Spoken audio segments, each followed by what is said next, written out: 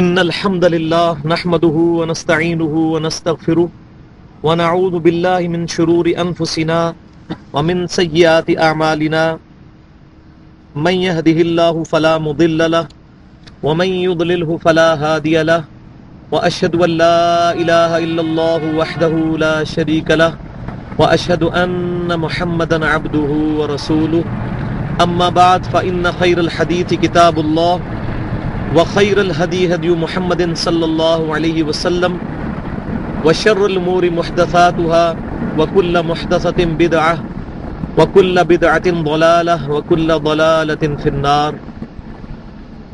أعوذ بالله السميع العليم من الشيطان الرجيم. بسم الله الرحمن الرحيم. رب اشرح لي صدري ويسر لي أمري واحلل عقدة من لساني يفقهوا قولي. بسم الله الرحمن الرحيم. ان اللہ وملائکتہ یصلون علی النبی یا ایہا الذین آمنوا صلوا علیہ وسلموا تسلیما. اللہم صل علی محمد وعلی آل محمد کما صلیت علی ابراہیم وعلی آل ابراہیم انک حمید مجید. اللہم بارک علی محمد وعلی آل محمد کما بارکت علی ابراہیم وعلی آل ابراہیم انک حمید مجید.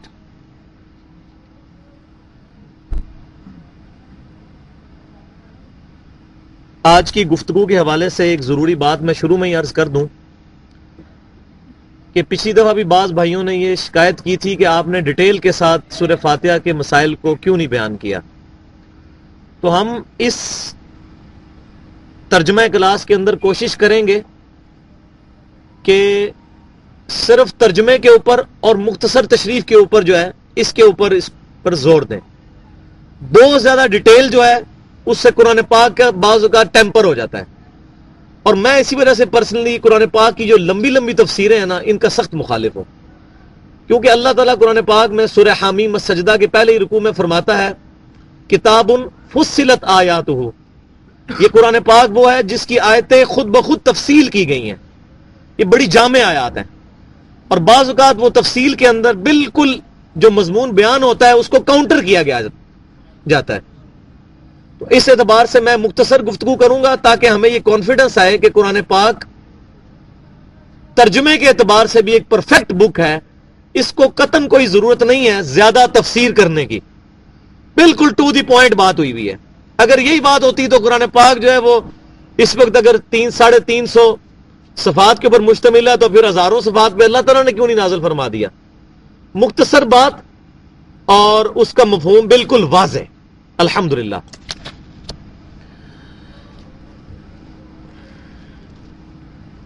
بسم اللہ الرحمن الرحیم.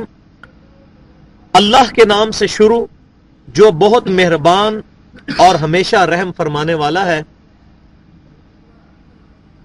الف لام میم. یہ حروف مقطعات ہیں جن کا مطلب اللہ اور اس کے رسول کے ساتھ خاص ہے.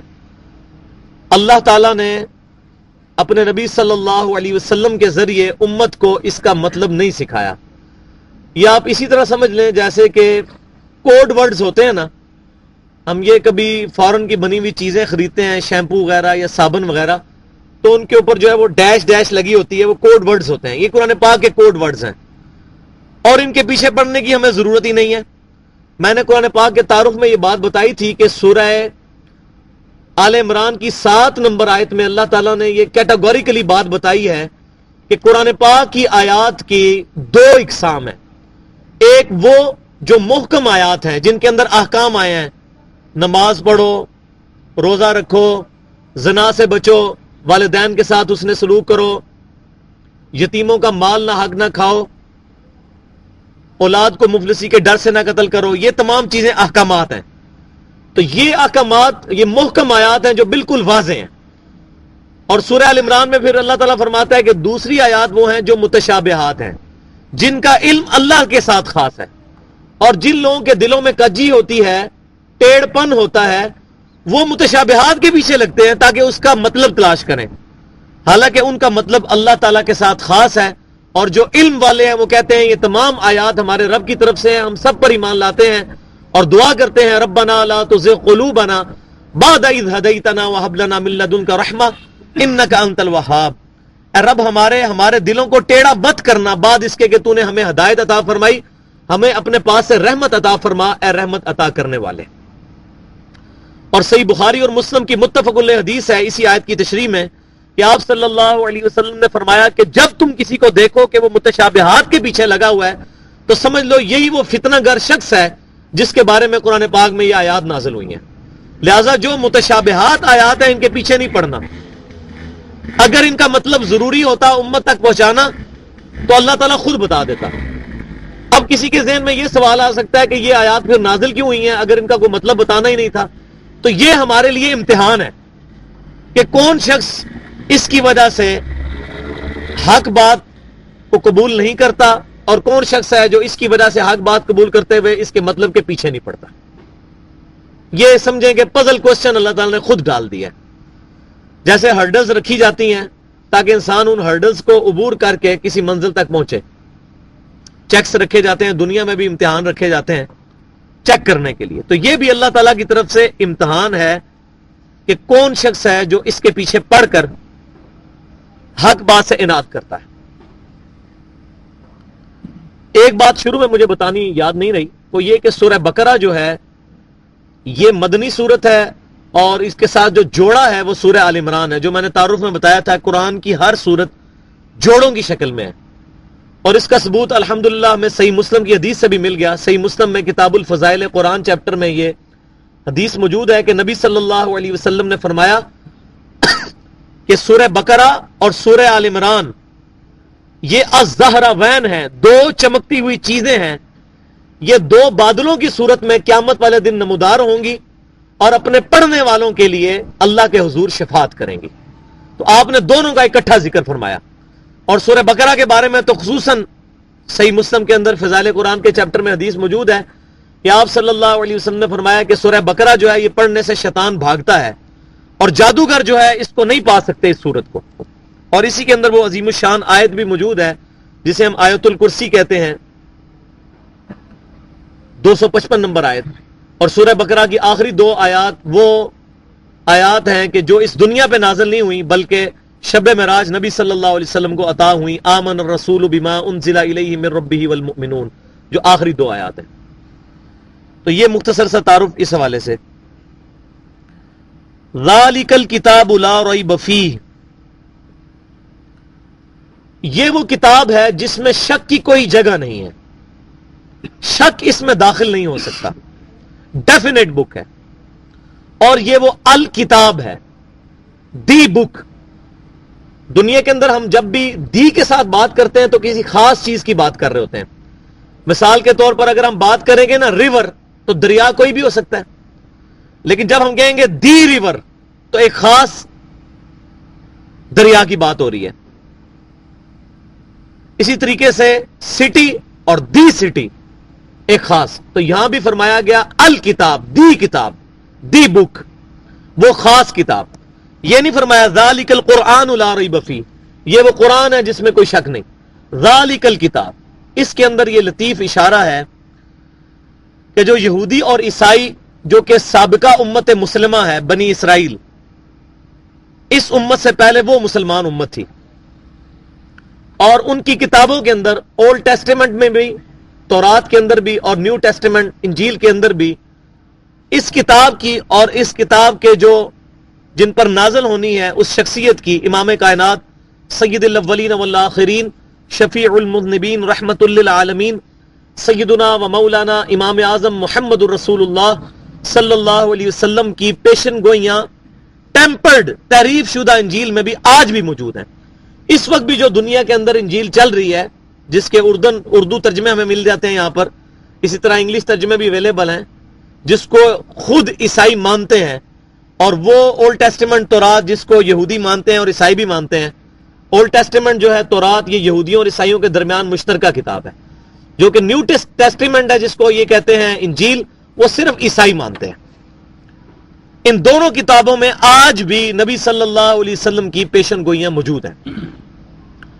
تورات کے اندر ایک چیپٹر ہے جس کا نام ہے کتاب الاستثناء، انگلش میں اس کو کہتے ہیں ڈیوٹرانومی.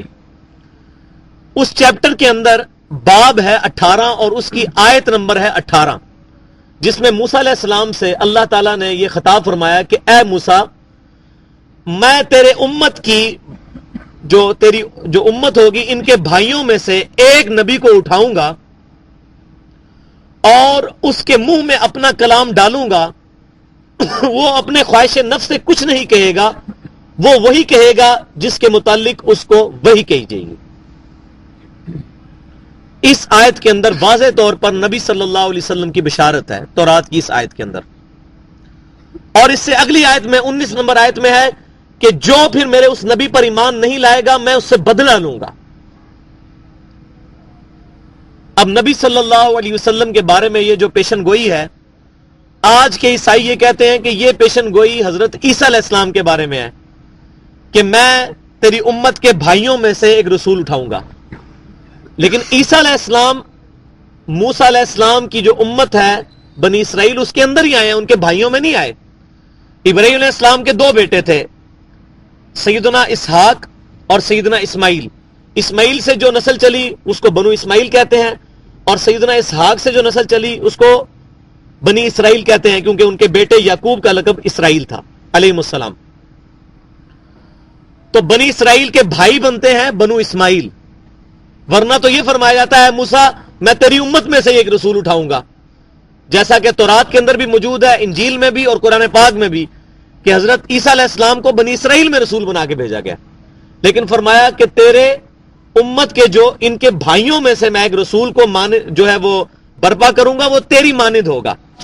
تو موسیٰ علیہ السلام کی مانند صرف نبی صلی اللہ علیہ وسلم ہے، عیسیٰ علیہ السلام موسیٰ علیہ السلام کی طرح نہیں ہے۔ کیوں؟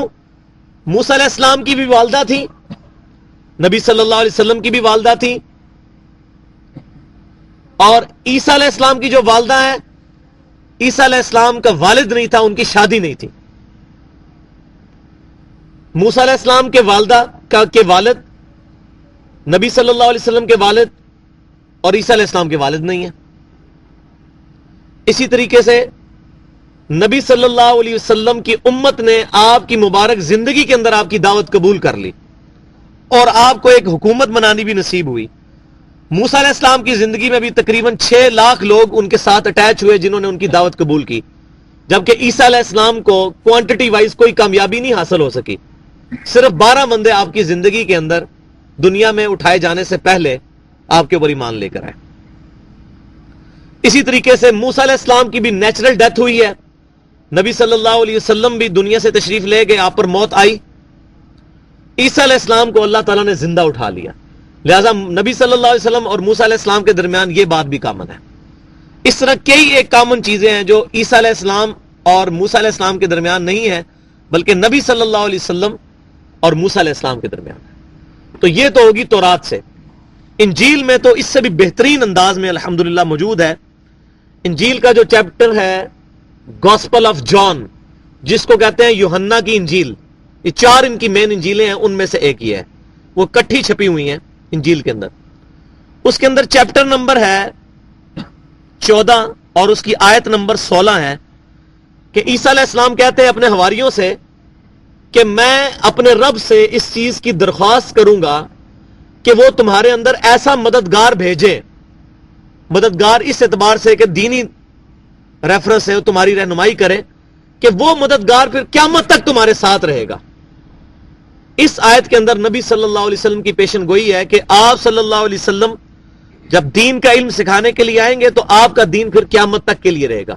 یہ آگے مزید جا کے اس کو ایلیبریٹ میں کرتا ہوں۔ اسی چیپٹر سے اگلا جو چیپٹر ہے گاسپل آف جان میں، چیپٹر نمبر جو 16 ہے، اس کی آیت نمبر 7 ہے کہ عیسیٰ علیہ السلام اپنے حواریوں سے کہتے ہیں کہ میں یہ سچ کہتا ہوں کہ میرا جانا تمہارے لیے فائدہ مند ہے، جب تک میں یہاں سے دنیا سے نہیں جاؤں گا اس وقت تک وہ شخصیت نہیں آئے گی۔ تو عیسائی جو ہیں وہ اس مددگار جو میں نے پچھلی آیت میں ذکر کیا اس سے مراد لیتے ہیں حضرت جبرائیل کو، کیونکہ وہ ٹرینٹی کا جو تثلیث کا ان کا عقیدہ ہے، وہ کہتے ہیں کہ اللہ تعالیٰ، عیسیٰ علیہ السلام اور ہولی گوسٹ حضرت جبرائیل، یہ 3 خدا ہیں، 3 in 1 ٹرینٹی تثلیث کا عقیدہ۔ تو وہ جو آیت پچھلی گزری کہ ایک مددگار بھیجوں گا جو قیامت تک تمہارے ساتھ رہے گا، وہ کہتے ہیں اس سے مراد حضرت جبرائیل ہیں، نبی صلی اللہ علیہ وسلم اس سے مراد نہیں ہے. لیکن یہ اگلی آیات نے کلیئر کر دیا کہ عیسیٰ علیہ السلام کہتے ہیں کہ وہ اس وقت تک نہیں آئے گا جب تک میں دنیا سے نہیں جاؤں گا. تو ہمیں پتا ہے کہ جبرائیل علیہ السلام تو کئی دفعہ دنیا میں آ چکے ہیں. عیسیٰ علیہ السلام کے پاس آئے، بلکہ عیسیٰ کی والدہ کے پاس آئے سلام اللہ علیہ. قرآن میں بھی موجود ہے، انجیل کے اندر بھی موجود ہے کہ ان کے پاس انسانی شکل میں آئے اور انہوں نے بشارت دی کہ میں تمہیں ایک پاکیزہ لڑکے کی، عیسیٰ بن مریم کی، وجیہ فی الدنیا والآخرہ، جو دنیا اور آخرت میں اللہ تعالیٰ کے مقرب ہوں گے اور وجاہت والے ہوں گے، ان کی بشارت دیتا ہوں. تو جبرائیل علیہ السلام تو پہلے بھی آتے رہے ہیں. یہاں عیسیٰ علیہ السلام کہہ رہے ہیں کہ اے میرے امتیوں، میرا جانا تمہارے لیے فائدہ مند ہے، جب تک میں جاؤں گا نہیں وہ آئیں گے نہیں. تو جبرائیل تو نہیں ہو سکتا، نبی صلی اللہ علیہ وسلم ہے. اور آگے جا کے مزید بات کھل رہی ہے اسی باب نمبر 16 کی 12 نمبر اور 13 نمبر اور 14 نمبر آیت کہ عیسیٰ علیہ السلام کہتے ہیں کہ اے میرے امتیوں، میں نے تم سے بہت کچھ کہنا ہے مگر تمہارے اندر اس کی سکت نہیں ہے، تمہارا انٹلیکچوئل لیول ایسا نہیں کہ وہ تم باتیں سمجھ سکو. جب وہ شخصیت آئیں گی تو وہ تمہیں وہ باتیں سمجھائیں گی، اور وہ شخصیت حق کا اور سچ کا راستہ بتائے گی، اور وہ شخصیت اپنے خواہش نفس سے کچھ نہیں کہے گی، وہ وہی کہیں گے جو اللہ تعالیٰ ان کو وہی کرے گا، اور وہ دنیا میں آ کر میری تعریف کریں گے. اب یہ بالکل واضح قرآن پاک میں بھی آیات موجود ہیں، وما ينطق عن الهوى ان هو الا وحی یوحى. یہ نبی اپنی خواہش نفس سے کچھ نہیں کہتے، یہ وہ کہتے ہیں جو اللہ ان کو وحی فرماتا ہے. اور عیسیٰ علیہ السلام کی واحد شخصیت امام کائنات صلی اللہ علیہ وسلم کی ہے جنہوں نے عیسیٰ علیہ السلام کی تعریف کی ہے. باقی دنیا کا کوئی نان کرسچن مذہب یا دین عیسیٰ علیہ السلام کو نہیں مانتا. یہودی عیسیٰ علیہ السلام کو ولد الزنا کہتے ہیں اور دجال کہتے ہیں، وہ نہیں مانتے ان کو. ان کی زندگی میں انہوں نے ہی تو ان کو صلیب پہ چڑھانے کی کوشش بھی کی جب اللہ تعالیٰ نے زندہ اٹھایا. یہودی ان کو دجال کہتے ہیں. باقی بچتے ہیں مسلمان مانتے ہیں عیسیٰ علیہ السلام کو اللہ کا پیغمبر، اور دنیا کا کوئی اور دین جو ہے وہ عیسیٰ علیہ السلام کو نبی نہیں مانتا، نہ کوئی عزت دیتا ہے. تو یہاں وہ کہہ رہے ہیں عیسیٰ علیہ السلام کہ جب وہ شخصیت آئیں گی وہ سچائی کا راستہ بتائیں گی، اور اپنی خواہش نفس سے وہ کچھ نہیں کہیں گے، بلکہ جو اللہ ان کو وہی کرے گا وہ کہیں گے، اور وہ میری تعریف کریں گے. اور سچی بات یہ ہے کہ عیسائیوں نے بھی عیسیٰ علیہ السلام کے ساتھ جو زیادتی کی، ان کی توہین کی، کتابوں کے اندر وہ موجود ہے، آج کی انجیل کے اندر بھی جس طریقے سے ان پر تہمتیں لگائیں. بلکہ آج بھی کتنے عیسائی موجود ہیں جو کہتے ہیں عیسیٰ علیہ السلام کا باپ بھی تھا، نعوذ باللہ. لیکن نبی صلی اللہ علیہ وسلم نے عیسیٰ علیہ السلام پر جتنی ایلیگیشنز لگائی تھی یہودیوں کی طرف سے یا عیسائیوں کی طرف سے، وہ ساری دور کر کے عیسیٰ علیہ السلام کا نام روشن کیا. اور الحمدللہ آج کوئی مسلمان ہی نہیں ہے جب تک عیسیٰ علیہ السلام کو اللہ کا پیغمبر نہ مانے. چاہے ساری چیزیں وہ مانتا ہو، عیسیٰ علیہ السلام کو اگر اللہ کا نبی نہیں مانتا وہ مسلمان ہی نہیں ہے. لا نفرق بین احد من رسلی، ہم رسولوں میں ایمان لانے میں کسی میں فرق نہیں کرتے. ہدی للمتقین، یہ قرآن پاک ہدایت ہے پرہیزگاروں کے لیے. یہ تو عمومی ترجمہ ہوتا ہے. یہ قرآن ہدایت ہے ڈر رکھنے والوں کے لیے. وہ لوگ جو واقعی اس بات کا ڈر رکھتے ہیں کہ ہم نے مرنے کے بعد کسی کے حضور پیش ہونا ہے. اس سے مراد یہ نہیں ہے کہ کسی کی داڑھی ہے یا نمازیں پڑھتا ہے وہ متقی ہے. ڈر رکھنے والوں کے لیے ہدایت ہے. اگر نمازیں اور روزے رکھنے والوں کے لیے ہدایت ہے پھر قرآن کا کیا فائدہ ہوا؟ یہ تو پوری انسانیت کے لیے ہدایت ہے، ہدی للناس ہے. یہ ڈر رکھنے والے سے مراد کہ جو دنیا کے اندر غور و فکر کر کے جس کی نیچر پرورٹیڈ نہ ہو، مسخ نہ ہوئی ہو، وہ زندگی میں مشاہدات کے ذریعے یہ چیزیں غور و تفکر کرے کہ میں اس دنیا کے اندر خود نہیں آیا، مجھے کسی نے بنایا ہے. اپنی ذات کے اوپر غور کرے کہ میرا دل روزانہ 1,00,000 دفعہ دھڑک رہا ہے تو یہ خود نہیں دھڑک رہا، کسی کے دھڑکانے سے دھڑک رہا ہے. پچھلے 15 ارب سال سے سورج نکلتا ہے اور غروب ہو جاتا ہے، یہ کسی کے چلانے سے چل رہا ہے. ہر سیکنڈ میں 50 کروڑ اٹامک بم کے برابر انرجی اس سورج سے ریلیز ہوتی ہے 15 ارب سال سے.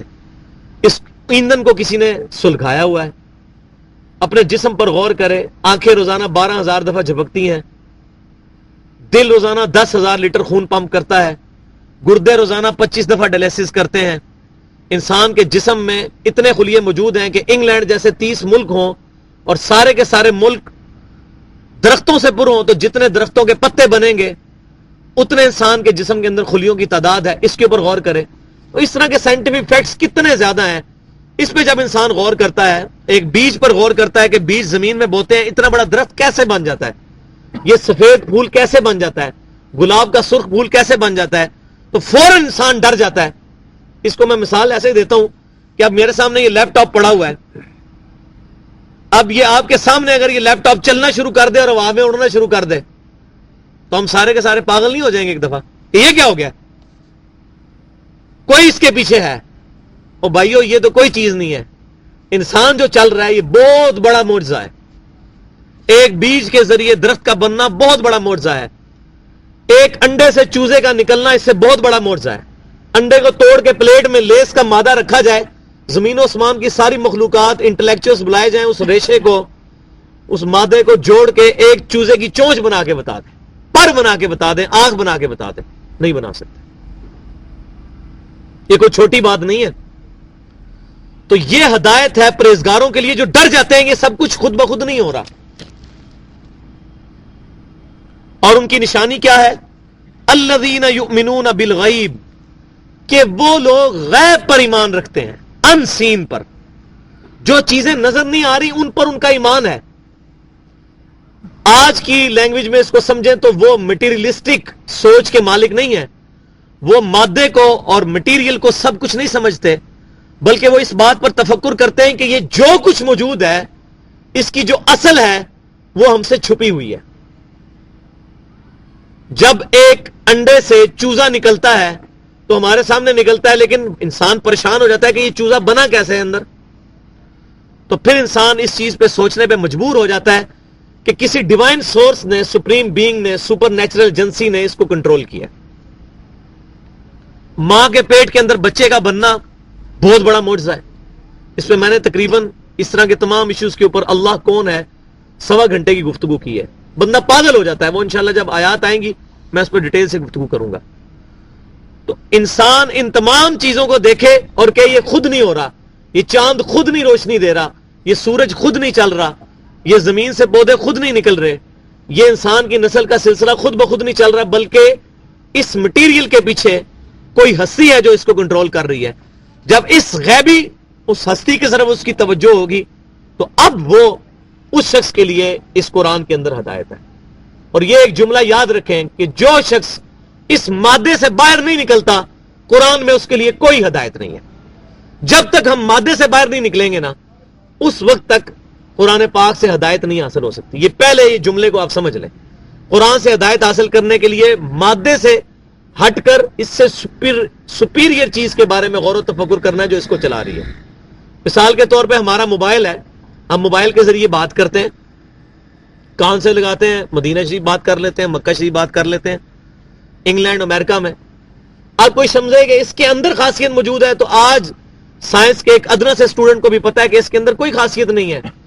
یہ لاز آف نیچرز ہیں, قدرت کے قانون ہیں کہ الیکٹرو میگنیٹک ویوز کے ذریعے یہ ٹاورز تک ہماری بات جاتی ہے, پھر وہ ڈیکوڈ اور انکوڈنگ اور ڈیکوڈنگ کے ذریعے دنیا کے مختلف حصوں تک پہنچتی ہے. تو اس کے پیچھے ایک پورا ایک سلسلہ ہے, اس کے اندر خود کوئی طاقت نہیں ہے. اسی طرح جو ہم سوئچ آن کرتے ہیں, جب پنکھا چلنا شروع کر دیتا ہے تو سوئچ کی وجہ سے نہیں پنکھا چلتا, بلکہ وہ جو کرنٹ چل رہی ہے بیچ میں اس کی وجہ سے چلتا ہے. سوئچ آپ جتنا مرضی مہنگا لگا دیں, جب تک کرنٹ موجود نہیں ہوگی, وہ اس کے اندر سپارک موجود نہیں ہوگا, کبھی بھی وہ ایکٹیو نہیں ہو سکتا پنکھا. بس اسی طرح کائنات کے اندر جتنے بھی کام ہو رہے ہیں ان تمام کے پیچھے جو ڈیوائن سپارک اور کرنٹ ہے وہ اللہ کا امر کن ہے, کن فیکون. جو اللہ تعالیٰ ارادہ فرماتا ہے تو کہتا ہے ہو جا, تو وہ چیز ہو جاتی ہے. پھر اللہ تعالیٰ نے اس کا تخلیق کا پیریڈ رکھا ہے کہ ماں کے پیٹ میں 9 مہینے کے اندر بچہ بننا ہے. ایک دفعہ کن ہوتا ہے لیکن 9 مہینے میں وہ سارا پیریڈ مکمل ہوتا ہے. آم کی گٹھلی کو پھل دینے تک کے لیے 7-8 سال ریکوائرڈ ہے. اسی طریقے سے ہاتھی کا بچہ جو ہے وہ تقریباً 2 سال کے اندر ماں کے پیٹ میں ہاتھی کا بچہ جو ہے وہ پورا بنتا ہے. تو یہ اللہ تعالیٰ نے امر کن کو پھر اس کو تخلیق کے مراحل سے جو گزارا وہ ایک پورا پیریڈ ہے. دنیا کے اندر جتنے بھی کام ہوتے ہیں وہ اپنا پیریڈ گزارتے ہیں, لیکن پیچھے جو ڈیوائن سپارک ہے وہ امر کن ہے. فرشتے جو ڈیوٹیوں پہ لگے ہیں ان کے اختیار میں کوئی چیز نہیں ہے. فرشتے کی مثال صرف ایک سوئچ کی سی ہے. اصل میں اللہ تعالیٰ کا ڈیوائن سپارک ہے جو ان تمام چیزوں کو کنٹرول کر رہا ہے. اللہ تعالیٰ کا امر کن. وَيُقِيمُونَ الصَّلَاةَ اور وہ قائم کرتے ہیں نماز. وَمِمَّا رَزَقْنَاهُمْ يُنْفِقُونَ اور جو ہم نے ان کو رزق دیا اس میں سے ہماری راہ میں خرچ کرتے ہیں. ہمارے دیے ہوئے رزق سے ہماری راہ میں خرچ کرتے ہیں. یعنی ان کے اندر انسانی ہمدردی موجود ہوتی ہے. کسی غریب آدمی کو, کسی مجبور آدمی کو دیکھتے ہیں تو ان کا دل پسیج جاتا ہے, جیب کی طرف ہاتھ جاتا ہے, اور واقعی ضرورت مند ہو تو اس کی ضرورت کو پورا کرتے ہیں. والذین یؤمنون بما انزل الیک وہ لوگ جو کہ ایمان لاتے ہیں اس پر کہ جو اے نبی آپ کی طرف ہم نے اتارا. وما انزل من قبلک اور جو کچھ آپ سے پہلے ہم نے نازل کیا یعنی تورات اور انجیل ان کے اوپر بھی ایمان لاتے ہیں, کتابوں کے اوپر. اسی طرح ابراہیم علیہ السلام کے صحائف پر, موسیٰ علیہ السلام کے صحائف پر اور جتنی بھی کتابیں ہیں ان پر ایمان لاتے ہیں. وبالآخرۃ ہم یوقنون اور آخرت کے بارے میں وہ یقین کرتے ہیں. خالی ایمان نہیں بلکہ یقین کی حد تک. کیونکہ سچی بات یہ ہے کہ جب تک آخرت کا یقین نہ ہونا تو دنیا کا کوئی بھی قانون انسان کو برائی سے روک نہیں سکتا, اچھائی پر آمادہ نہیں کر سکتا. جب بھی قانون کی نظریں بند ہوں گی انسان جو ہے وہ قانون کی خلاف ورزی کرے گا. جب تک آخرت کا یقین نہیں آئے گا انسان بند کمرے میں گناہ سے نہیں بچ سکتا.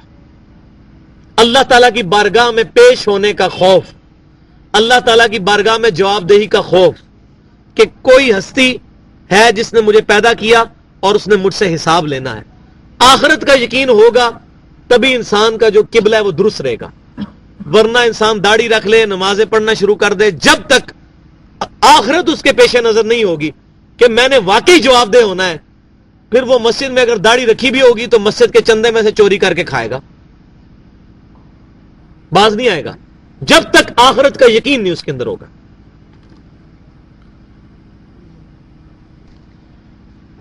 اب ان آیات کو میں ایک دفعہ اس کا سلیس ترجمہ کر دیتا ہوں تاکہ ہمارا ربط بن جائے.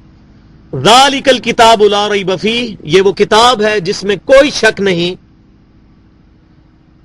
ھدی للمتقین ہدایت ہے پرہیزگاروں کے لیے. الذین یؤمنون بالغیب وہ لوگ جو کہ ایمان لاتے ہیں غیب پر. ویقیمون الصلاۃ اور قائم کرتے ہیں نماز کو.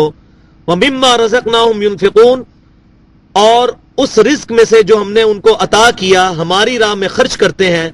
والذین یؤمنون بما انزل الیک وہ لوگ جو کہ ایمان لاتے ہیں اس پر جو اے محبوب صلی اللہ علیہ وسلم آپ کی طرف نازل کیا گیا یعنی قرآن. وما انزل من قبلک اور جو آپ سے پہلے نازل ہوا جتنی بھی کتابیں آسمانی. وبالآخرۃ ہم یوقنون اور آخرت پہ ان کا یقین ہے. اس سے یہ بات بھی پتا چلی کہ جو پنجابی دجال غلام احمد قادیانی, ہماری بدبختی ہم بھی پنجاب کے رہنے والے ہیں, اس نے آج سے 100 سال پہلے جو دعویٰ کیا کہ میرے اوپر وہی نازل ہوتی ہے, حالانکہ وہ قرآن کو مانتا تھا, اس کو اللہ کی کتاب مانتا تھا. اللہ تعالیٰ نے یہاں فرمایا کہ جو ایمان لاتے ہیں جو اے محبوب آپ کی طرف نازل ہوا اور جو آپ سے پہلے نازل ہوا, آپ کے بعد جو نازل ہوگا اس کے بعد کوئی ذکر ہی کو نہیں موجود. یہ قادیانیوں کے خلاف بہت بڑا ہتھیار ہے یہ والی آیت. اولئک علی ھدی من ربہم یہ ہیں وہ لوگ جو کہ اپنے رب کی توفیق سے ہدایت پر ہیں. وَأُولَئِكَ هُمُ الْمُفْلِحُونَ اور یہ ہیں وہ لوگ کہ جو فلاح پانے والے کامیاب ہونے والے لوگ ہیں.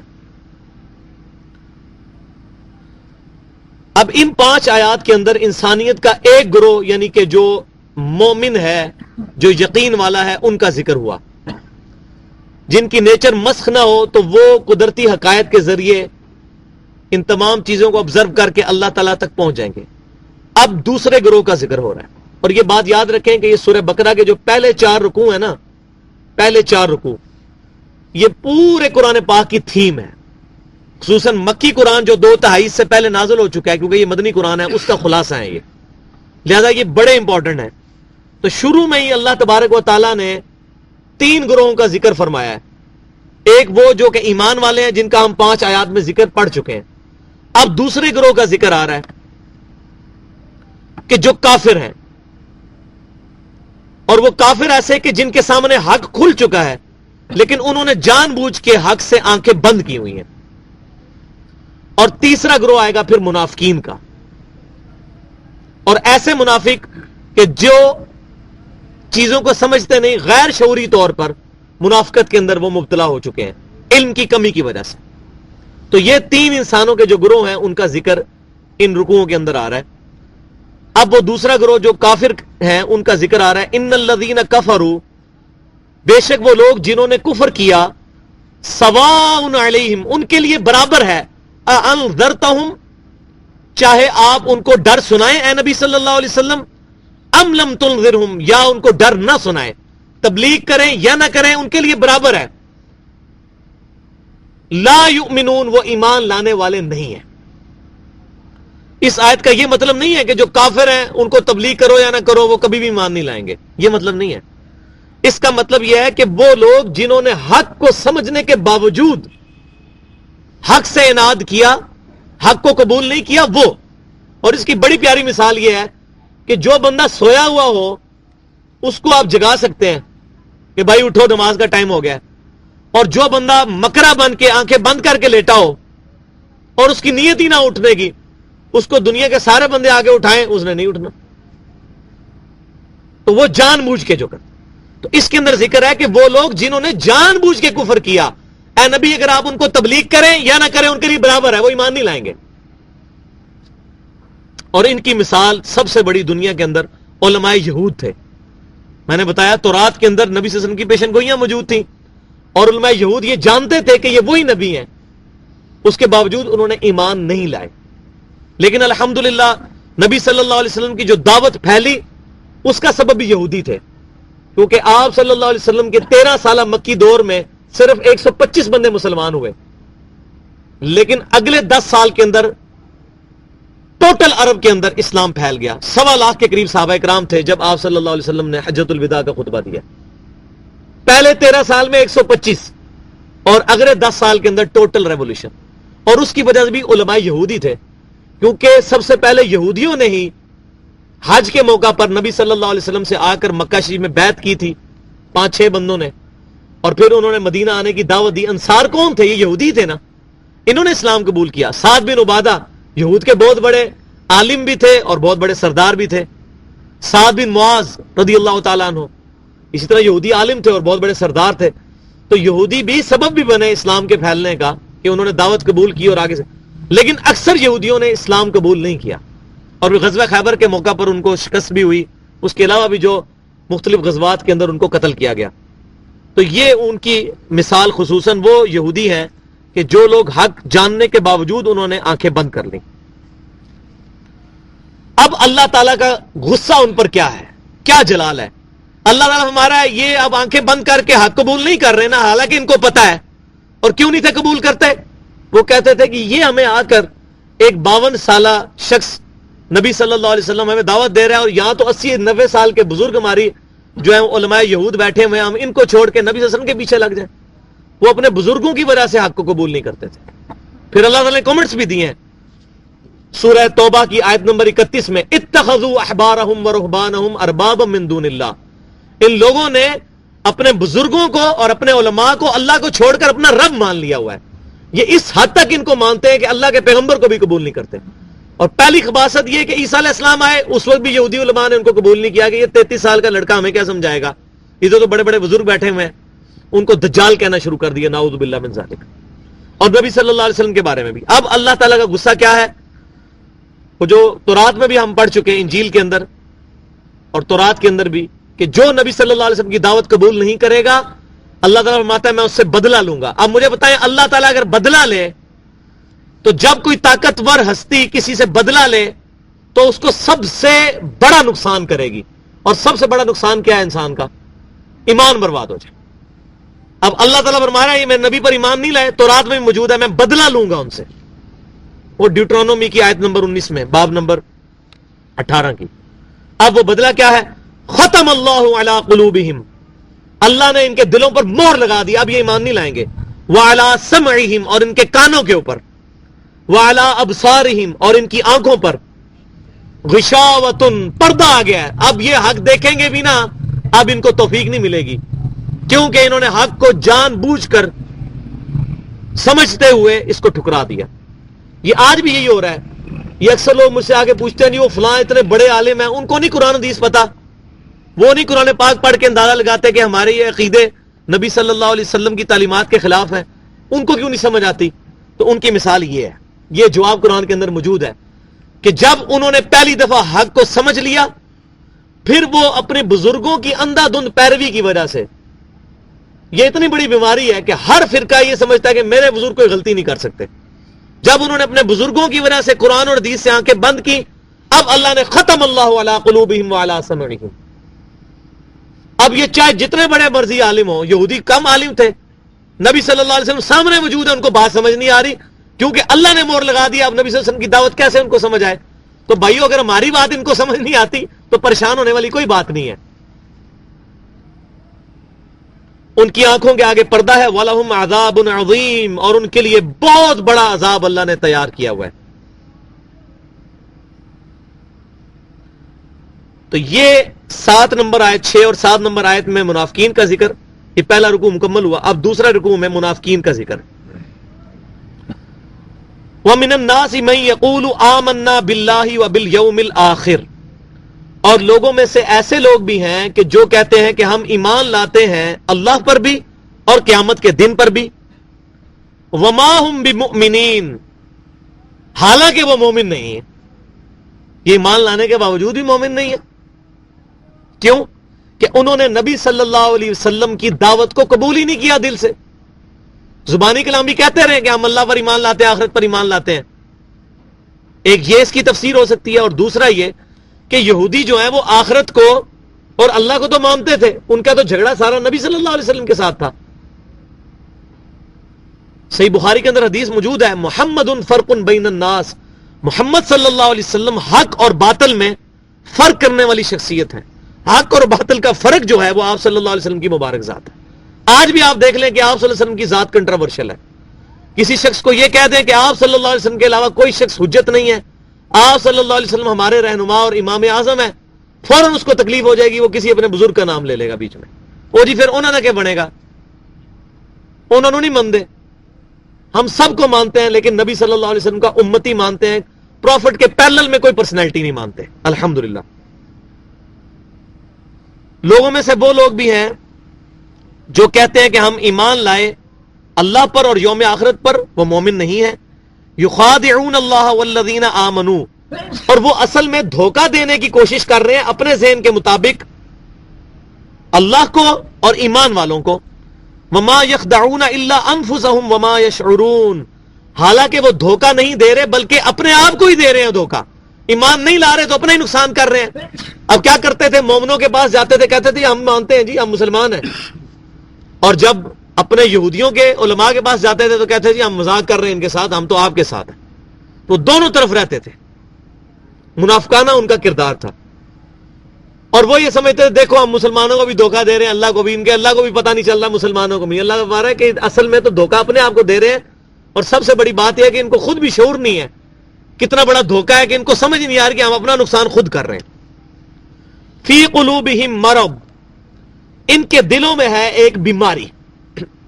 بیماری وہی کہ آنکھیں بند کی ہوئی ہیں حق سے سمجھنے کے باوجود۔ فزادہم اللہ مرضا، تو اللہ تعالیٰ نے زیادہ کر دیا ان کا مرض۔ ان کے اندر بیماری موجود تھی، اللہ تعالیٰ نے کہا ٹھیک ہے اب تم اسی کے قابل ہو، میں تمہارا مرض اور جو ہے بڑھاتا ہوں۔ جیسے دنیا کے اندر بھی اللہ تعالیٰ سرکش لوگوں کو ڈھیل دیتا ہے تاکہ ان پہ بڑا عذاب واجب ہو جائے۔ ظاہر ہے بڑے غلطیاں کریں گے، بڑے گناہ کریں گے، قیامت والے دن بڑا عذاب ہوگا، اللہ تعالیٰ ڈھیل دیتا ہے۔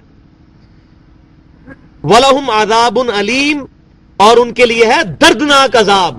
کافروں کے لیے آیا تھا بڑا عذاب، ان کے لیے دیکھیں کتنا سخت لفظ ہے کہ دردناک عذاب۔ بِمَا كَانُوا يَكْذِبُونَ، اس چیز کے بدلے میں کہ وہ جھٹلاتے تھے اور جھوٹ بولا کرتے تھے۔ وَإِذَا قِيلَ لَهُمْ لَا تُفْسِدُوا فِي الْأَرْضِ، اور جب ان سے کہا جاتا ہے کہ زمین میں فساد مت کرو، یعنی حق بات صحیح سے قبول کرو، یہ کیا دو نمبری ہے، منافقت ہے۔ نفق کہتے ہیں عربی میں سرنگ کو، کہ ایک منہ ادھر بھی رکھا ہوا ہے ایک منہ ادھر بھی رکھا ہوا ہے, ایک طرف آؤ. جب ان سے کہا جاتا ہے کہ زمین میں فساد مت مچاؤ تو کہتے ہیں قالوا انما نحن مصلحون, وہ کہتے ہیں بے شک ہم تو اصلاح کرنے والے ہیں, ہم فساد کرنے والے کہاں سے ہیں, ہم تو اصلاح کرنے والے ہیں. الا انہم هم المفسدون, ہوشیار ہو جاؤ, بی اویئر کہ بے شک یہ لوگ فسادی ہیں. ولکن لا یشعرون, اور ان کو خود بھی نہیں پتا کہ یہ فساد کر رہے ہیں, اپنے آپ کو دھوکہ دے رہے ہیں. وَإِذَا قِيلَ لَهُمْ آمِنُوا كَمَا آمَنَ النَّاسِ, اور جب ان کو کہا جاتا ہے کہ بھائیو ایمان لے کر آؤ کہ جس طرح دوسرے لوگ ایمان لے کے آئے, صحابہ کرام علیہم رضوان, صحیح پکے مومن بن جاؤ, دو کشتیوں کے مسافر نہ بنو. اتنے سارے اماموں کو, بزرگوں کو چھوڑ کر نبی صلی اللہ علیہ وسلم کو اپنا امام مان لو. تو کہتے ہیں قالوا انؤمن كما آمن السفهاء, تو کہتے ہیں کہ ہم ان لوگوں کی طرح ایمان لیں جو بیوقوف لوگ ہیں. استغفر اللہ, یعنی فنیٹکس ایکسٹریمسٹ ہیں, ان کو نہیں پتا کہ اس دور کے اندر داڑھی رکھنے والا بندہ کامیاب نہیں ہو سکتا, دین پہ چلنے والا بندہ دنیا میں ناکام ہو جائے گا, جو بندہ سود نہیں کھائے گا وہ دنیا میں اپنے گھر کا خرچہ نہیں پورا کر سکتا, جو بندہ حرام کے ذریعے ناپ میں کمی کر کے مال نہیں کمائے گا اس کا تو خرچہ ہی پورا نہیں ہوگا. یہ کیسے بیوقوف لوگ ہیں کہ جو بن دیکھے خدا کے اوپر ایمان لاتے ہیں اور اس کی احکامات کی پیروی کرتے ہیں, ان کو فاقے بھی دیکھنے پڑتے ہیں. تو ان بیوقوفوں کی طرح ہم ایمان لیں. استغفر اللہ. اب اللہ تعالیٰ کی طرف سے جواب آ رہا ہے, الا انہم هم السفہاء, آگاہ ہو جاؤ کہ یہ بیوقوف لوگ ہیں. صحابہ کرام بیوقوف نہیں ہیں, یہ بیوقوف ہیں. صحابہ کرام تو بڑے عقل مند ہیں کہ انہوں نے دنیا کی تھوڑی سی زندگی دے کر آخرت کی اربوں سال کی زندگی اللہ سے خرید لی ہے. صحیح مسلم کے اندر حدیث موجود ہے کہ دنیا اور آخرت کی زندگی کی مثال اس طرح ہے جیسے کوئی سوئی ڈبوئے سمندر کے اندر, اس کے ساتھ جتنا پانی لگتا ہے یہ دنیا کی زندگی اور سمندر آخرت کی زندگی انلمیٹڈ. یہ تو بڑے سمجھدار ہیں, انہوں نے تو تھوڑی سی زندگی اللہ کو دے کر آخرت کی زندگی خرید لی ہے اللہ تعالیٰ سے. بے شک یہ لوگ بیوقوف ہیں. وَلَٰكِن لَّا يَعْلَمُونَ, اور یہ علم بھی نہیں رکھتے. کتنی بڑی ان کی حسرت ہے کہ یہ بیوقوفیاں کرتے جا رہے ہیں, ان کو علم نہیں ہے. وَإِذَا لَقُوا الَّذِينَ آمَنُوا قَالُوا آمَنَّا, جب یہ ملتے ہیں ایمان والوں سے یعنی صحابہ کرام سے تو کہتے ہیں ہم ایمان لے کر آئے. وَإِذَا خَلَوْا إِلَىٰ شَيَاطِينِهِمْ, اور جب یہ علادہ ہوتے ہیں اپنے شیطانوں کی طرف. اللہ نے شیطان کہہ دیا ان کو, ان علماء کو شیطان کہہ دیا, یہودی علماء کو. وہ شیطان ہی ہوتے ہیں وہ علماء جو حق کو جاننے کے باوجود حق بات کو قبول نہیں کرتے اور لوگوں کو بھی گمراہ کرتے ہیں. اپنے شیطانوں کے پاس جب جاتے ہیں کہتے ہیں قالوا انا معکم, کہ حضرت صاحب آپ نہ پریشان ہو, اسی تہاڈے مرید ہاں, تہاڈے نال ہی, اسی کوئی استانہ اپنا بدلیا نہیں ہے, اسی کو اپنا گروہ بدل نہیں لیا, اسی تہاڈے نال ہی ہاں. انما نحن مستہزئون, ان کے ساتھ تو ہم صرف مذاق کرتے ہیں. درس میں چلے بھی جاتے ہیں, درس قرآن سننے کے لیے تو مذاق کے لیے جاتے ہیں. ہم نے کون سا چینج ہونا ہے؟ یہ اللہ معافی دے, ہمارے پہ بھی یہ وقت تھا آج سے 2 سال پہلے. اپنی زندگی کے 30-31 سال اسی طرح قرآن سنتے بھی تھے تو بس ٹھیک ہے یار, ہے قرآن, سیریس نہیں لیتے تھے. کیونکہ قرآن کو مانے تو پھر بزرگ غلط ماننے پڑتے ہیں. تو ہم کہتے ہیں کہ ہمیں کوئی یہ بندہ کہتا ہے نا یہ بزرگوں کے گستاخ ہیں, ہم کہتے ہیں لاؤ بزرگوں کا گستاخ کافر ہو سکتا ہے لیکن نبی کا گستاخ کافر ہے. ٹھیک ہے, ہم بزرگوں کے گستاخ ہیں آپ کے زوم میں, حالانکہ ہم نہیں ہیں. تو اگر ہم ہیں بھی ہیں تو ہم کافر تو نہیں, زیادہ سے زیادہ گنہگار ہوں گے. اور تم اپنے بزرگوں کی غلط تعلیمات جو شاید ان کی نہیں ہے, تبدیل ہو چکی ہیں, ان کی وجہ سے نبی صلی اللہ علیہ وسلم کی احادیث کو ٹھکرا رہے ہو اور قرآن کی تعلیمات کو ٹھکرا رہے ہو. تم اپنے ایمان کی فکر کرو, تمہارا تو ایمان ہی گیا. تو کہتے ہیں کہ اے ہمارے علماء شیاطین, ہم تمہارے ساتھ ہیں. انما نحن مستہزئون, ان کے ساتھ تو ہم مذاق کر رہے ہوتے ہیں. اب اللہ تعالیٰ پھر کمنٹس دے رہا ہے, اللہ یستہزئ بہم, اللہ ان کے ساتھ استہزاء فرما رہا ہے اپنی شان کے لائق. یہ کیا مذاق کر رہے ہیں مومنوں کے ساتھ؟ اللہ تعالیٰ ان کے ساتھ استہزاء فرما رہا ہے اپنی شان کے لائق. وَيَمُدُّهُمْ فِي طُغْيَانِهِمْ يَعْمَهُونَ, اور ان کو ڈھیل دے رہا ہے تاکہ اپنی گمراہی کے اندر بھٹکتے رہیں. ڈھیل دے رہا ہے, یہ بس آگے سے آگے دلدل میں چلتے جائیں. یہ یہی سمجھیں گے کہ آگے زمین ہے لیکن دلدل میں گھستے چلے جائیں گے. اب اللہ تعالیٰ کے وہ کمنٹس آ رہے ہیں، اولئک الذین اشتروا الضلالۃ بالہدی، یہ وہ بدبخت لوگ ہیں منافق کہ جنہوں نے ہدایت کے بدلے گمراہی خرید لی ہے، ہدایت کو چھوڑ کے گمراہی خرید لی ہے. فما ربحت تجارتہم، تو ان کی تجارت ان کو نفع نہیں دے گی، یہ تو بڑی انہوں نے غلط تجارت کر لی ہے. وما کانوا مہتدین، اور نہ ہی یہ لوگ ہدایت یافتہ ہوں گے، نہ یہ لوگ راہ جاننے والے ہوں گے. اب دو مثالیں آ رہی ہیں، یہ قرآن پاک میں چند بہترین مثالوں میں سے ہیں. ویسے تو پورا قرآن ہی بہترین ہے، لیکن چند چیزیں اللہ تعالیٰ نے ایکسٹرا آرڈنری چند جگہوں پر بیان کی ہوتی ہیں، اس کانٹیکسٹ میں کہیں اور بیان نہیں ہوتی. پہلے کے اندر جو ہے وہ کافروں کی مثال آ رہی ہے جو جان بوجھ کر حق کو ڈینائی کرتے ہیں، اور دوسری مثال آئے گی ان منافقین کی کہ جو علم کے بغیر صرف دین پر چلنے کی وجہ سے، دین میں جب مشکلات آتی ہیں اس کی وجہ سے دین چھوڑ کے چلے جاتے ہیں. یہ بڑی زبردست مثالیں ہیں، اور ان مثالوں کو آپ یہ نہ سمجھیں کہ یہ یہودیوں کے بارے میں ہے. یہ قرآن پاک نازل تو ان سرکمسٹانسز پہ ہوا ہے، لیکن یہ قیامت تک کے لیے ہدایت ہے، ان کے ذریعے ہم نے ہدایت حاصل کرنی ہے الحمدللہ.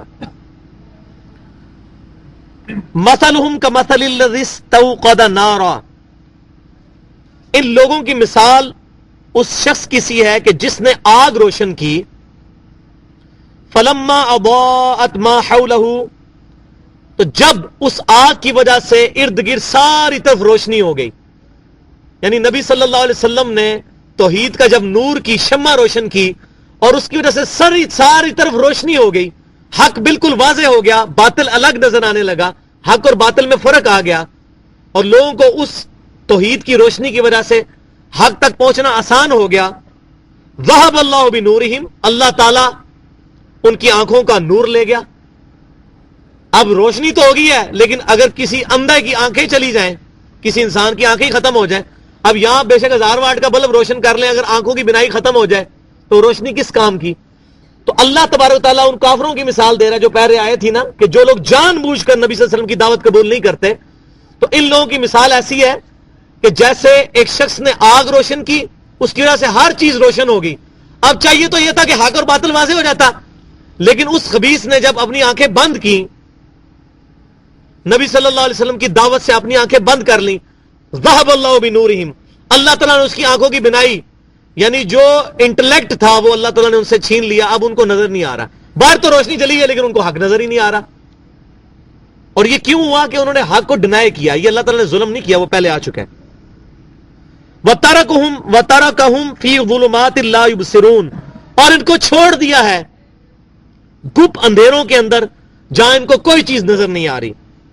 صُمٌّ بُكْمٌ عُمْيٌ فَهُمْ لَا يَرْجِعُونَ، یہ بہرے ہیں، یہ گونگے ہیں، یہ اندھے ہیں، اور اب یہ حق کی طرف پھرنے والے نہیں ہیں.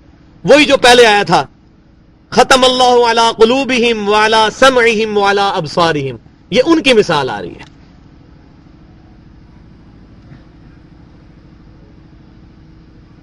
اب دوسری مثال آ رہی منافقین کی. او کصیب من السماء فیہ ظلمات ورعد وبرق، یا پھر مثال اس کی کہ آسمان سے ایک زوردار بارش نازل ہوئی جس کے اندر اندھیرا بھی ہے اور گرج بھی ہے، یعنی کہ بادلوں کی وجہ سے اندھیرا چھا گیا اور کبھی کبھی گرج بھی آتی ہے جس کی وجہ سے روشنی ہوتی ہے، اور اس کے اندر چمک بھی موجود ہے، برق بھی ہے.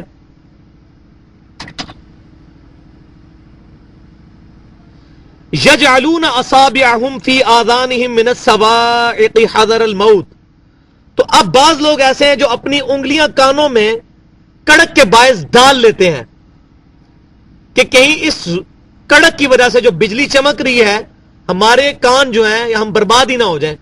جیسے بعض اوقات کبوتر بلی کو دیکھ کے آنکھیں بند کر لیتا ہے کہ بلی غائب ہوگی، بلی تو نہیں غائب ہوئی، تو آنکھیں بند ہونے سے تو نہیں. تو اسی طریقے سے جو لوگ دعوت حق قبول نہیں کر رہے منافقین، ان کی مثال ایسی ہے کہ یہ اسلام کی بارش ہو رہی ہے، اس بارش کے اندر کڑک بھی موجود ہے کہ تکلیفیں بھی آنی ہیں. وَلَنَبْلُوَنَّكُمْ بِشَيْءٍ مِّنَ الْخَوْفِ وَالْجُوعِ، تمہیں بھوک کے ذریعے، بیماری کے ذریعے، نقصان کے ذریعے آزمانا بھی ہے. اب یہ کڑک بھی ہو رہی ہے. اچھا، پھر روشنی بھی ہے، کبھی کامیابیاں بھی آتی ہیں، اور بھی جب کڑک آتی ہے، جب تکلیفیں اللہ کی طرف سے آتی ہیں، یہ فوراً کانوں میں انگلیاں ڈال لیتے ہیں، یعنی کہتے ہیں اب ہم نے اسلام پہ نہیں چلنا، یہ ہم اس دین پہ کیسے چلیں جس کے اندر اتنی تکلیفیں آ رہی ہیں، کسی کے بازو کٹ رہے ہیں، کسی کی آنکھیں نکل رہی ہیں، کبھی بلال حبشی رضی اللہ تعالیٰ عنہ کو جو ہے وہ لٹایا جاتا ہے گرم ریت کے اوپر، اسی طرح سیدنا خباب کے اوپر جو ہے وہ گرم سیخیں چلائی جاتی ہیں ان کی پیٹھ کے اوپر، اور اس طرح صحابہ کرام کی تکلیفیں. تو یہ جو لوگ ہیں منافقین، یہ اپنے کانوں میں جو ہے نا وہ موت کے ڈر سے انگلیاں ڈال لیتے ہیں. من سوائق حذر الموت، موت کی کڑک کے ڈر کے باعث. واللہ محیط بالکافرین، اللہ تعالیٰ تو گھیرے ہوئے کافروں کو. اب یہ کان میں انگلیاں ڈال لینے سے وہ بچ تو نہیں جائیں گے، اگر ان کی موت آئی ہے تو انہوں نے مرنا ہے. یکاد البرق یخطف ابصارہم، قریب ہے کہ بجلی اچک لے ان کی بینائی، ان کی بینائی بجلی اچک لے. یعنی یہ تکلیف کی وجہ سے جو اللہ تعالیٰ اسلام پہ چلنے والوں کو آزمائشیں ڈالتا ہے، اس کی وجہ سے قریب ہے کہ ان کی بینائی ختم ہو جائے، یہ دین کو چھوڑ دیں، رائے حق سے آنکھیں بند کر لیں. کلما اضاء لهم مشوا فیہ، جب کبھی روشنی آتی ہے تو یہ بیچ میں چلنا شروع کر دیتے ہیں. یعنی جب مسلمانوں کو فتوحات ہوتی ہیں تو منافقین کہتے ہیں ہاں جی ہم بھی آپ کے ساتھ تھے، ہمیں آپ مال غنیمت میں سے دیں، آسان میٹھا میٹھا جو ہے ہاف ہاف کوڑا کوڑا تھو تھو.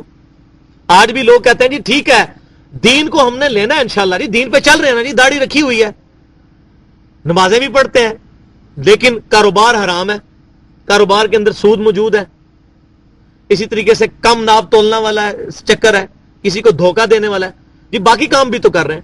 تو اسلام کیا ہے؟ ادخلوا فی السلم کافہ، مکمل کے مکمل دین کے اندر داخل ہو جاؤ. یہ ایک ٹوٹل پیکج ہے جو آپ نے لینا ہے، جزوی دین نہیں لینا، پورے کا پورا دین لینا ہے. یہ نہیں کہ چند مرضی کی چیزیں مان لی، اور جی نکاح کرنا بھی سنت ہے نا جی، یہ جی بال بچوں کا پیٹ پالنا بھی تو سنت ہے نا جی، اس کی آڑ کے اندر اللہ تعالیٰ کے احکامات کو پامال کر دیا. اور اس نکاح کی آڑ کے اندر 3-3 4-4 سال جو ہے وہ بغیر نکاح کے لڑکیوں کے ساتھ دوستیاں، اور لڑکیوں کی لڑکوں کے ساتھ موبائل پہ دوستیاں، اور یہ بھی تو سنت ہے نا جی. تو جب کبھی روشنی آتی ہے اور آسانی ہوتی ہے یہ چلنا شروع کر دیتے ہیں. وَإِذَا أَظْلَمَ عَلَيْهِمْ قَامُوا، اور جب اندھیرا چھا جاتا ہے اللہ تعالیٰ کی طرف سے، جب آزمائش جاتی ہے مسلمانوں میں، یہ کھڑے ہو جاتے ہیں جی ہم نہیں اب چل سکتے جی، بس اب کیا کریں جی، اللہ سے تو بال بچوں کا پیٹ ہی نہیں بھرا جاتا. وَلَوْ شَاءَ اللَّهُ لَذَهَبَ بِسَمْعِهِمْ، اگر اللہ تعالیٰ چاہے تو لے جائے ان کے سننے کی قوت بھی، یعنی ان کا حال بھی اللہ تعالیٰ چاہے تو کافروں والا ہی کر دے، لیکن ان کے اندر تھوڑی سی چھوٹ موجود ہے، کیونکہ کبھی ایمان پہ چلتے ہیں کبھی نہیں چلتے. عین ممکن ہے کہ ایک وقت آئے، اللہ تعالیٰ ان کو پیار سے سمجھا رہا ہے کہ عین وقت ہے کہ اس سمجھنے کی وجہ سے وہ پکے پکے اس طرف آ جائیں، کیونکہ درمیان میں ہے نا، کبھی چلتے ہیں کبھی نہیں چلتے. لیکن اللہ تعالیٰ ان کو دھمکی بھی دے رہا ہے کہ قریب ہے کہ اگر میں چاہوں تو تمہاری سننے کی قوت لے لوں، وَأَبْصَارِهِمْ، اور تمہاری دیکھنے کی بھی قوت، اسی طرح جس طرح کافروں کی لی ہے. ان اللہ علی کل شیء قدیر، بے شک اللہ تعالی ہر چیز پر قادر ہے. تو یہ دو مثالیں الحمدللہ، میں بڑے عرصے تک یہ مثالیں پڑھتا تھا، مجھے سمجھ نہیں آتی تھی. اللہ کا شکر ہے کہ میں نے کافی تفاسیر بھی دیکھی، پھر اس کے اوپر ایمفسائز کیا، تو یہ دونوں مثالیں سمجھ آئیں کہ یہ مثالیں کتنی زبردست مثالیں ہیں، اور اسے کس پیارے انداز کے اندر اللہ تبارک و تعالیٰ نے امت محمدیہ صلی اللہ علیہ وسلم کو یہ بتایا. تو آج الحمدللہ ہمارے 2 رکوع مکمل ہوئے ہیں، اور یہ دونوں رکوع ایک ٹاپک تھے، ایک ٹاپک پورا مکمل ہوا ہے. اور ٹاپک کیا تھا کہ اس میں پہلی چیز یہ ہے کہ نبی صلی اللہ علیہ وسلم پہ یہ جو کتاب نازل ہوئی ہے یہ الکتاب ہے، جس کا ذکر تورات اور انجیل کے اندر بھی موجود ہے، پیشن گوئیاں وہاں موجود ہیں. پھر اس کے بعد 2 طویل رکوع اس بحث پر تھے کہ انسانیت 3 گروہوں میں بٹ جاتی ہے. ایک وہ لوگ ہوتے ہیں جو ایمان والے ہوتے ہیں، جو آگے بڑھ کے دعوت قبول کر لیتے ہیں، اب جو بھی ان کے ساتھ ہو وہ چلنے کے لیے تیار ہیں. دوسرا گروہ وہ ہے کہ جن کو حق پتہ چل جاتا ہے لیکن اپنے بزرگوں کی وجہ سے، اپنی روایتوں اور ریتوں کی وجہ سے حق کو قبول نہیں کرتے اور آنکھیں بند کر لیتے ہیں، علم کے باوجود گمراہ ہو جاتے ہیں. ان کے دلوں پر اللہ تعالیٰ پھر پکی مہر لگا دیتا ہے، وہ منافق ہیں. اب ان کو دعوت دینا کوئی فائدہ نہیں دیتا. وَلِعَوْذُ بِاللَّهِ تعالیٰ، ہم اللہ کی پناہ میں آتے ہیں کہ ہم ان لوگوں میں شامل ہوں. اور تیسرا گروہ وہ ہے کہ جن کو کوئی سمجھ نہیں آتی، کہ وہ جب اسلام کی طرف فائدہ دیکھتے ہیں تو پھر مسلمانوں کے ساتھ چلتے ہیں، اور جب دوسری طرف فائدہ دیکھتے ہیں تو پھر اس طرف چلتے ہیں.